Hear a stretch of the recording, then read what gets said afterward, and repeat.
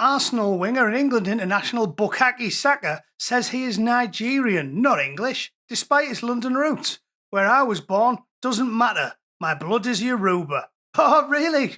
Really? That's a turnout for the books, isn't it? Because we've just had to endure the last 10 years of brain-dead, historically illiterate, woke spastics, up to and including the Prime Minister, telling us that if you hail from distant shores, the second your big toenail touches the sand in Dover, apparently you're as English as Winston Churchill, fish and chips, and Dick Van Dyke when he's doing his Cockney chimney sweep accent.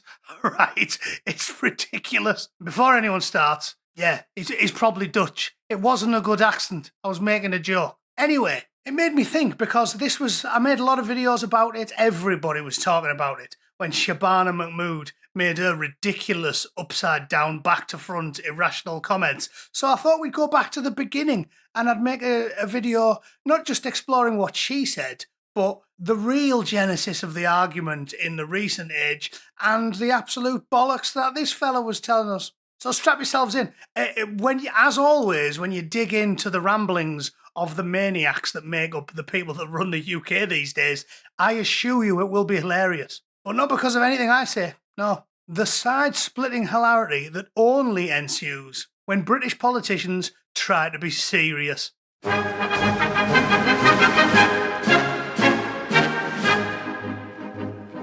Right, let's start with what kicked this all off recently. It was at the height of the Gorton and Denton by-election furore, and Mahmood went on, the clue's in the name. Mahmood went on the telly and said, oh yeah, I'm definitely English. It's not a racial identity. There's no such thing as the English race. Let's have a brief listen at what this wonky-faced relative rattler has to say. Labour immigration policy, and it means in your mind that people like your parents who play by the rules can find a home in this country, and that their children can, and this is an interesting word, their children can unthinkingly call themselves English.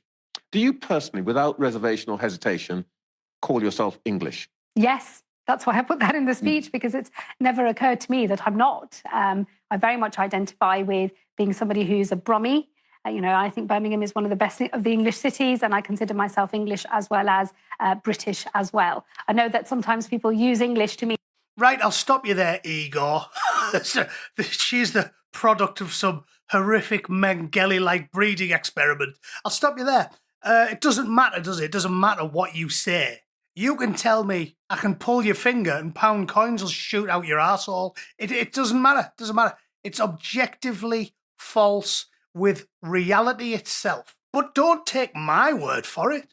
Don't take my word for it. Let's take the example of the aforementioned Bukayo Saka. Bukayo Saka speaks out about his pride in his Nigerian heritage. For Arsenal and England star Bukayo Saka, his identity is deeply anchored in a rich cultural legacy, a fact he proudly emphasises by sharing the full weight of his name. Do you see where we're going with this? He is allowed to have his identity deeply anchored in the rich cultural legacy of his nation and his heritage, and he proudly emphasises it. But you're not knobhead. You're not knobhead. You can't be English. No, because if everyone's English, nobody's English. Bukayo has as much right, when it suits him, if it suits him, he has as much right to claim primacy over all of the United Kingdom, every glen, every hill and every shire. He's as closely related to Winston Churchill, Nelson and the Duke of Boots as you are.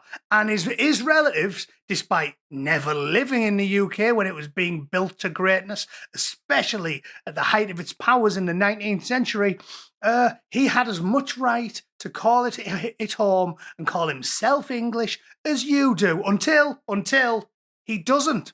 And if on a Monday he wants to be an Englishman, and a Tuesday he wants to emphasise how deeply anchored he is in his rich cultural legacy and tell you his name with 230 consonants in it, he's allowed to do that. Because this is the world we live in. Don't you get it yet? It's like a Craig David song. Nigerian on Monday, Turn into an Englishman on Tuesday. Woman with a cock on Wednesday. Right, where does it end? Where does it end? If you've got the right politics, you're allowed to be whatever you want. A man can be a woman can be a man. An African can be a Welshman, a Chinaman can be a Scotsman. But if you decide you want to be something else, well, you're not allowed. Yeah, you're not allowed. You decide you want to have cultural legacy, not allowed. No, sorry, that's only for the other people. My name is Bukayo Moses Ayoniyanka Temidayo Saka. I am very proud of it. He stated it during a BBC interview. He said, both of my parents grew up in Nigeria. So many of their values have been instilled in me. Blah, blah, blah, blah, blah, blah. So he doesn't think of himself as English. He's not interested in being English unless he changes his mind on a Tuesday afternoon when he's on the BBC. Then he's as English as anyone. And if you disagree, you're a wanker. What was that? Do you think his position contradicted the last one by the Home Secretary? Oh, that's weird, isn't it? I mean, this is 2026. Don't you know you're allowed to hold two mutually exclusive positions and flip-flop between them at random, on a whim, whenever you like? Yeah, you are. Because logic and rationalism, that's for those silly old white men who, if only they'd went extinct long ago, we definitely have them flying cars everybody talks about, despite the fact in 40,000 years, the Aboriginal people in Australia only managed to invent a stick with holes in it. And let's do one more, just to keep your head spinning. On the run-up to the aforementioned election in Gorton and Denton, Matt Goodwin was portrayed by lefties as being a southern academic, parachuted in despite having strong local connections. But the Labour candidate, born in Greece, she's as Mancunian as Oasis, Boddingtons and Manchester United. She is. Yeah, of course she is. Have you heard her talk? Honestly, if you close your eyes, she sounds like Emmeline Pankhurst. Have a listen. Absolutely thrilled and excited, and I want to thank everyone who came to the hustings. I am a proud Mancunian woman. I have walked the streets of this constituency. This is about Manchester. Manchester is a city united. We are rejecting division. I am so looking forward to going out on the doorstep and winning this for Labour. Yeah! You couldn't make it up, could you? You couldn't make it up. She sounds like a cross between Borat and Stavros Gargos. I am a proud Mancunian woman. I have walked the street. There, that's what I'm talking about. I am a proud Mancunian woman. What do you mean? You're a proud Mancunian. Christ almighty. So this is what I'm talking about. It is mental. And a bloke like me, right? You've all followed me on a political journey, most of you. I've been at this for, 6, 7 years now? A while. I've never been inherently drawn towards the ethnat position. I haven't. I was lucky enough to be born in the 70s and raised in the 80s and the 90s when England was marvellous. And ethnic minorities were in tiny numbers. So they used to blend in well. And my best mate in primary school was Indian. I was not naturally drawn to this stuff. But the problem is, despite my gregarious nature and my idyllic upbringing, one inexorable fact remains that cannot be altered. And if you have a high logic, low emotion personality type like me, you have to change your position. And it's very simple. It's that if on a Monday, a Pakistani can tell me she's as English as I am and me granddad was, and me great-great-great-great-granddad was, even though my forebears were down the mines in the north of England 150 years ago, and theirs were rogering farm animals in the foothills of the Hindu Kush. If someone like that insists they're as English as I am on a Monday, apparently I have to accept that or I'm a bad person. But then, Tuesday, Bukayo Saka tells us that he definitely isn't English, even though he was born in English. He's a Nigerian, and you have to accept that as well, or else you're a bad person. And then on the Wednesday, Borat Garkos goes on TV and speaks in the worst Mancunian accent I've ever heard, and apparently you have to simultaneously believe all three things all at once, or you're evil. This is what we're dealing with. I'm not an ethnoc, not by natural inclination.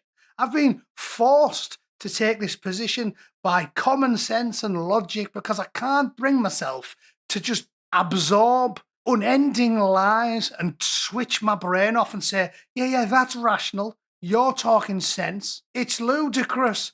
And it's the same with everything the woke tell you. Their positions make no sense, so you have to stand against them, regardless of what your political inclinations are, if you are a being of logic. It's the same with every issue they make a hot point. On a Monday, women don't have to conform to gender stereotypes. Women can be whatever they want. Women come in all shapes and sizes. On Tuesday, you see headlines like this. This is a new one from this week. Trans diddler who robbed girls of their innocence, jailed for 9 years.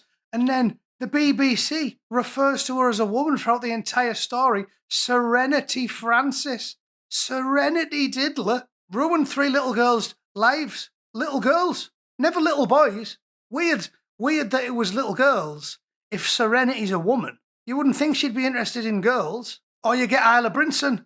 Women come in all shapes and sizes, unless they're a bloke pretending to be one. Then they definitely always have pink lippy, pink nails, pink phone case. Of course they do. Pink luggage, pink leotard, somewhat pink bell end.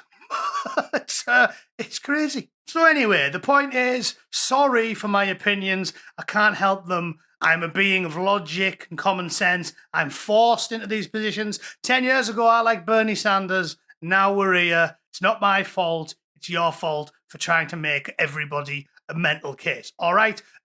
Bukayo Saka is correct. Definitely. And as usual, a footballer. I mean, think of this. We used to call footballers thick.